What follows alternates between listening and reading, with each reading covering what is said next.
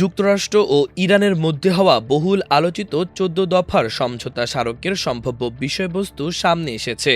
যদিও চুক্তির পূর্ণাঙ্গ বিবরণ এখনও আনুষ্ঠানিকভাবে প্রকাশ করা হয়নি, তবে প্রকাশিত তথ্য অনুযায়ী এতে সব ফ্রন্টে যুদ্ধ বন্ধ, হরমুজ প্রণালীতে ইরানের ভূমিকা, ইরানের ওপর নিষেধাজ্ঞা শিথিল, জব্দ করা সম্পদ ছাড় এবং $৩০০ বিলিয়ন পুনর্গঠন তহবিলের মতো গুরুত্বপূর্ণ বিষয় অন্তর্ভুক্ত রয়েছে।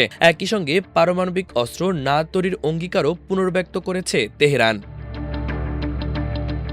সংবাদ মাধ্যম এনডিটিভি বলছে, যুক্তরাষ্ট্র ও ইরানের মধ্যে হওয়া গোপন সমঝোতা স্মারক এখনও আনুষ্ঠানিকভাবে প্রকাশ করা হয়নি, তবে ব্লুমবার্গ নিউজ ও আল আরাবিয়া যে নথি প্রকাশ করেছে সেটিকেই তারা ১৪ দফার সমঝোতা স্মারক বলে দাবি করেছে।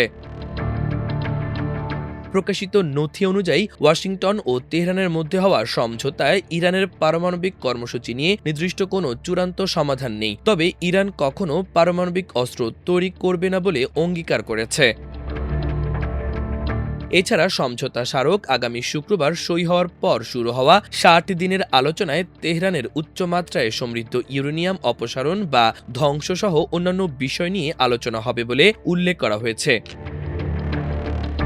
চুক্তির কাঠামোতে নিষেধাজ্ঞা শিথিল, মধ্যপ্রাচ্যে সামুদ্রিক নিরাপত্তা এবং উপসাগরীয় অঞ্চল থেকে মার্কিন বাহিনীর ভবিষ্যৎ প্রত্যাহার নিয়েও প্রতিশ্রুতি অন্তর্ভুক্ত রয়েছে। যুক্তরাষ্ট্র ও সৌদি আরবের বিভিন্ন গণমাধ্যমে প্রকাশিত তথ্য অনুযায়ী ১৪ দফার সমঝোতায় যেসব বিষয় রয়েছে সেগুলো হলো: ১. যুক্তরাষ্ট্র ও ইরানের এই চুক্তিতে লেবানন সহ সব ফ্রন্টে যুদ্ধের অবিলম্বে ও স্থায়ী অবসান ঘোষণা করা হয়েছে। এতে বলা হয়েছে, যুক্তরাষ্ট্র ও ইরান এবং বর্তমান যুদ্ধে তাদের মিত্ররা এখন থেকে একে অপরের বিরুদ্ধে কোনো ধরনের শত্রুতামূলক পদক্ষেপ নেবে না এবং বল প্রয়োগ বা বল প্রয়োগের হুমকি থেকেও বিরত থাকবে। চুক্তিতে সরাসরি ইসরায়েলের নাম উল্লেখ না থাকলেও মিত্রদের কথা থাকায় লেবাননে ইসরায়েলি হামলা বন্ধ এর আওতায় পড়বে বলে মনে করা হচ্ছে। ২. চুক্তিতে ইরান ও যুক্তরাষ্ট্র একে অপরের সার্বভৌমত্ব ও ভৌগোলিক অখণ্ডতাকে সম্মান করার এবং পরস্পরের অভ্যন্তরীণ বিষয়ে হস্তক্ষেপ না করার বিষয়ে সম্মত হয়েছে। ৩. সমঝোতা স্মারক সইয়ের পর সর্বোচ্চ ৬০ দিনের মধ্যে দুই দেশে একটি চূড়ান্ত চুক্তিতে পৌঁছানোর জন্য আলোচনা করবে। উভয় পক্ষের সম্মতিতে এই সময়সীমা বাড়ানো যাবে। ৪. চুক্তি সই হওয়ার সঙ্গে সঙ্গে যুক্তরাষ্ট্র ইরানি বন্দরের ওপর আরোপিত নৌ অবরোধ তুলে নেবে। এছাড়া চূড়ান্ত চুক্তির ৩০ দিনের মধ্যে ইরানের আশপাশের এলাকা থেকে নিজেদের বাহিনী প্রত্যাহারের প্রতিশ্রুতিও দিয়েছে ওয়াশিংটন। ৫. চুক্তি স্বাক্ষরের পরপরই ইরান অবিলম্বে এমন পদক্ষেপ নেবে যাতে হরমুজ প্রণালীতে জাহাজ চলাচল পুনরায় শুরু হয়, অর্থাৎ পরবর্তী ৩০ দিনের মধ্যে পারস্য উপসাগর ও ওমান সাগরের মধ্যে বাণিজ্যিক জাহাজ চলাচলকে যুদ্ধপূর্ব অবস্থায় ফিরিয়ে নেওয়া হবে। ৬. যুক্তরাষ্ট্র ও তার আঞ্চলিক মিত্ররা ইরানের পুনর্বাসন ও অর্থনৈতিক উন্নয়নের জন্য একটি সমন্বিত পরিকল্পনা তৈরি করবে। এ পরিকল্পনার অর্থায়ন হবে অন্তত $৩০ বিলিয়ন। প্রতিবেদন অনুযায়ী চূড়ান্ত চুক্তির অংশ হিসেবে ৬০ দিনের মধ্যে এই পরিকল্পনা বাস্তবায়নের কাঠামো নির্ধারণ করা হবে। ৭.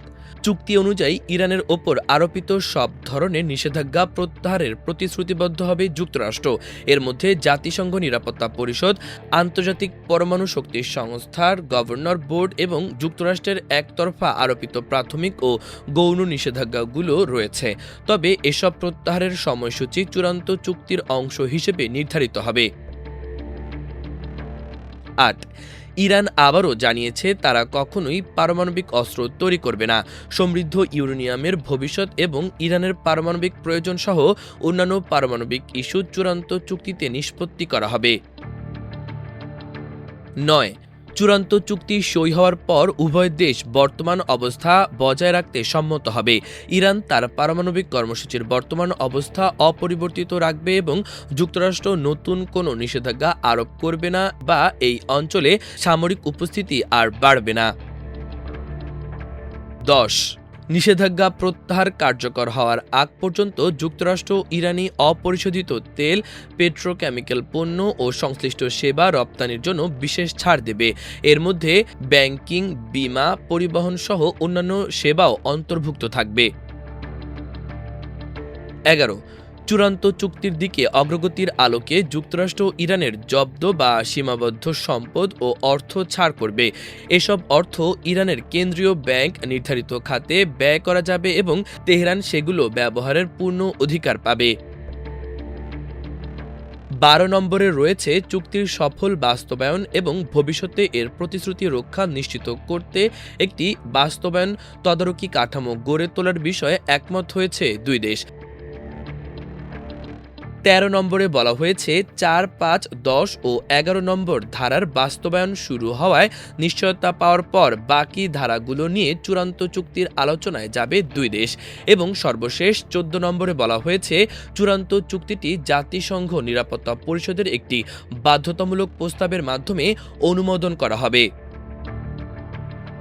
মাল্টিমিডিয়া ডেস্ক, আমার দেশ।